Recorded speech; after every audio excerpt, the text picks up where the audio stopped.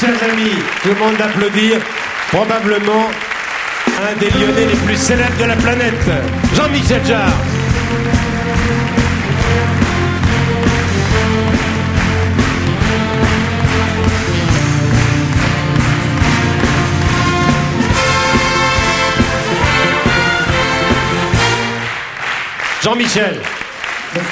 Jean-Michel est en studio.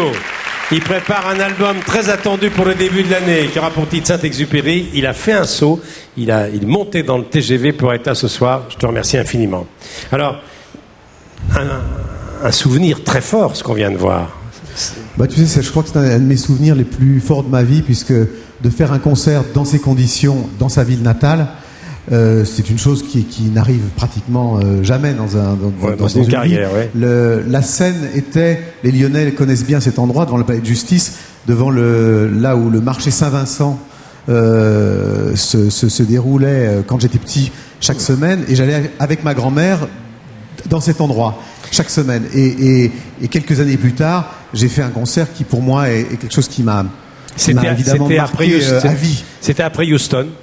C'était juste après Houston, et c'était un moment très, très difficile parce que le pape venait en France pour la première fois. Il y avait toutes ces prophéties de Nostradamus disant qu'il allait tuer entre Rhône et Seine. Donc il y avait les services de police étaient sur les dents. Et puis quand je revois ces images en même temps, ça me rappelle l'entrevue que j'ai eue, l'entretien que j'ai eu avec le pape. Et quand on voit ça, il y a un côté très science-fiction. Pour moi, ça appartient déjà à quelque chose de... ça fait 20 ans, ça fait tout juste 20 ans d'ailleurs que ce concert a eu lieu. Et je me souviens de cet entretien que j'ai eu avec le pape Jean-Paul II, qui est un homme qui m'a vraiment beaucoup, beaucoup impressionné. Et il me disait, j'aime beaucoup la science-fiction. Ce qui est quand même extraordinaire pour que le pape dise une chose pareille. Et c'est vrai que c'est une époque, les années 80-90, où en fait on avait encore une vision poétique de la modernité, c'est-à-dire 2001 était devant nous, aujourd'hui 2001 est derrière nous. Et ce concert était aussi un concert où le vieux, le neuf, le passé, le futur se mélangeaient. Et j'étais très très heureux évidemment de me retrouver devant le public lyonnais amassé sur les quais de Saône, amassé sur les toits, enfin... les gens ici s'en souviennent bien sûr. Alors, toi, tu es né à la Croix-Rousse, tu as grandi à Perrache, c'est ça ?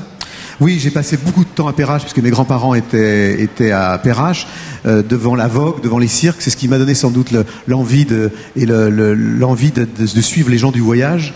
Et puis, c'est une ville que j'aime beaucoup, c'est une ville double, c'est une ville paradoxale, Lyon. C'est-à-dire que tu parlais de la colline de Fourvière, je suis né sur l'autre colline, la colline qui travaille, la colline qui prie, la colline qui travaille, la colline de Fourvière et la colline de la Croix-Rousse. On les aperçoit sur les plans de Jérôme Revon ce soir de nuit, avec cette caméra qui domine la ville.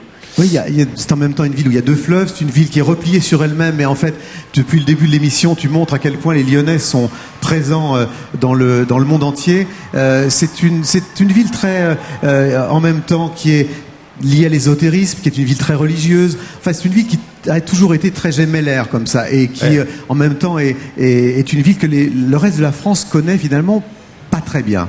C'est pour ça que nous sommes là ce soir. C'est bien d'être là ce soir. Alors, il y a un autre Jarre qui est célèbre dans le monde entier, c'est ton père Maurice. Maurice, c'est probablement le plus grand compositeur de musique de film de l'histoire du cinéma, en tout cas c'est mon avis. 3 Oscars, La Route des ânes, Laurence d'Arabie, Jivago.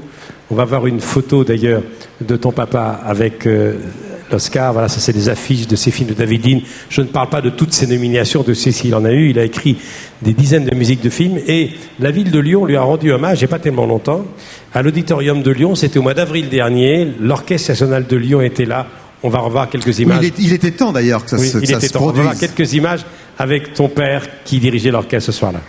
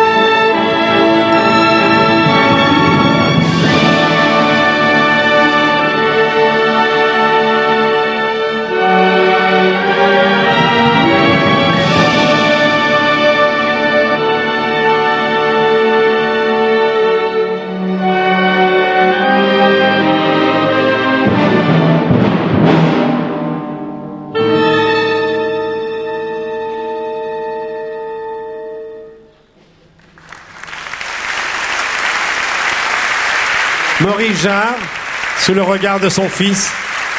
Pour la deuxième fois, puisque j'étais à ce concert avec le monsieur le maire, qui était aussi, on était l'un à côté de l'autre. C'était un moment vraiment très fort.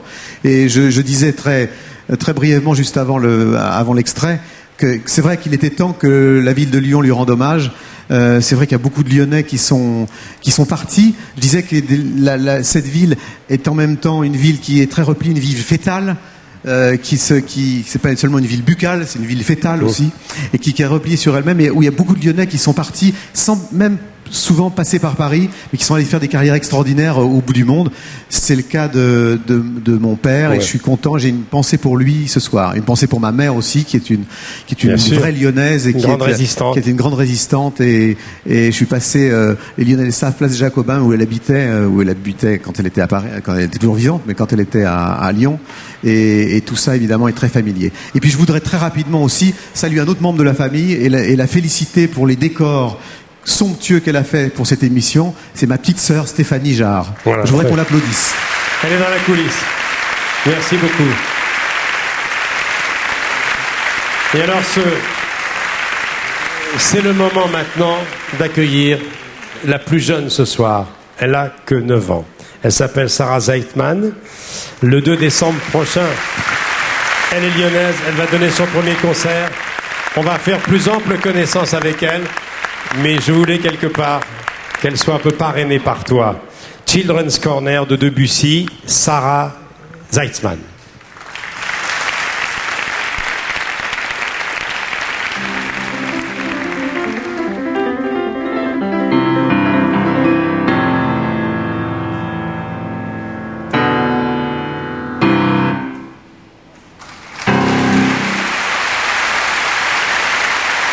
Sarah Zeitman.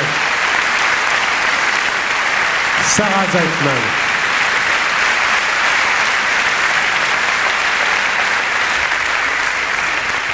Elle étudie au Conservatoire national de Lyon. Je vous rappelle qu'elle a 9 ans. C'est ça ?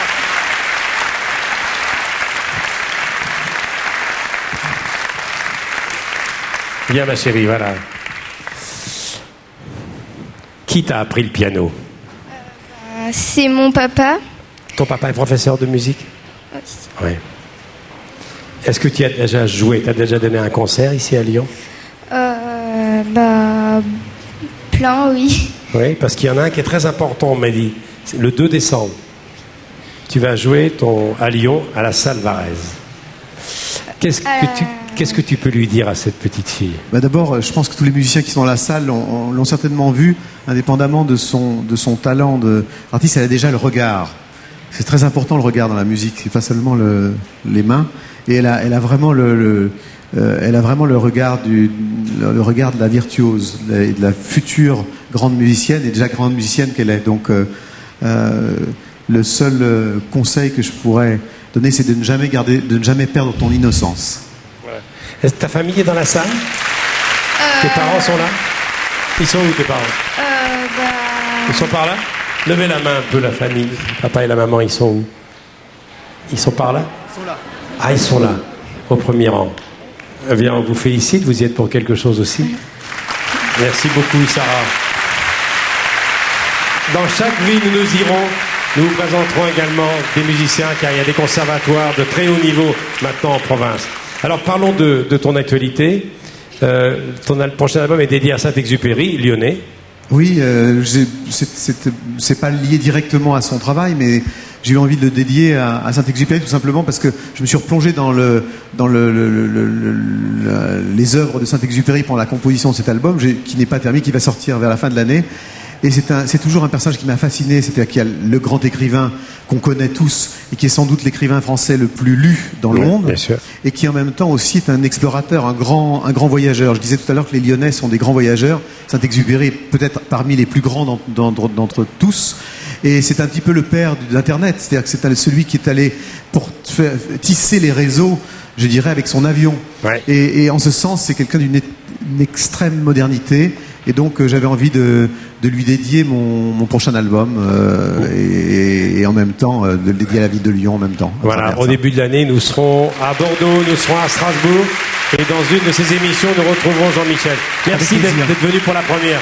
Merci à toi. Merci Jean-Michel. Rajouter un petit mot à propos de cette émission.